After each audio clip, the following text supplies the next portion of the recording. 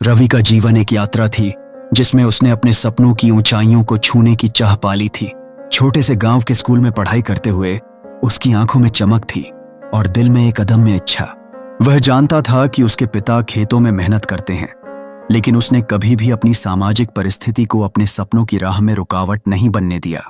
वह दिन हो या रात, रवि अपने सपनों के लिए परिश्रम करता रहा।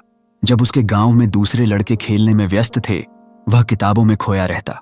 उसका ध्यान कक्षाओं से भी ज्यादा उस लक्ष्य पर था जो उसे सरकारी अफसर बनने में मदद करेगा। जब परीक्षा की घड़ी आई तो उसने अपनी सारी मेहनत को एक जगह समेटा और उस परीक्षा हॉल में प्रवेश किया, जहां न सिर्फ उससे बल्कि उसके जैसे लाखों युवाओं से उम्मीदें जुड़ी थीं। जब रिजल्ट का दिन आया तो उसे खुद पर विश्वास था। उसके नाम का उल्लेख मेरिट लिस्ट में था। यह सिर्फ एक परीक्षा का परिणाम नहीं था, बल्कि यह उसकी मेहनत और धैर्य का फल था। उसके दोस्तों की हैरानी और जिज्ञासा एक सामान्य बात थी, लेकिन उसने मुस्कुराकर आत्मविश्वास से जवाब दिया। सच्चाई यह थी कि संविधान के अनुच्छेद 16 ने उसे यह आश्वासन दिया था कि उसका पृष्ठभूमि उसके सपनों की रुकावट नहीं है। उसने अपनी जिम्मेदारियों को अनदेखा नहीं किया। रोजाना वह कार्यालय पहुंचता, जहां लोग उसकी ईमानदारी और न्याय के लिए आभार प्रकट करते थे।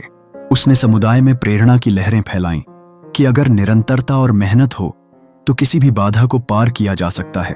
सफलता का जश्न मनाने की कोई आवश्यकता नहीं थी, क्योंकि रवि जानता था कि असली सफलता तभी होती है जब वह दूसरों की जिंदगी में बदलाव ला सके। उसने अपने कार्यालय में मानवता की सेवा और समानता का आदर्श स्थापित किया। यह उसकी कहानी नहीं थी, बल्कि यह हर उस व्यक्ति की कहानी थी जो मेहनत करता है और अपने हक के लिए खड़ा होता है। वीडियो का अंत अनुच्छेद 16 के महत्व की याद दिलाने के लिए किया गया, जो सभी नागरिकों को समान अवसर प्रदान करता है।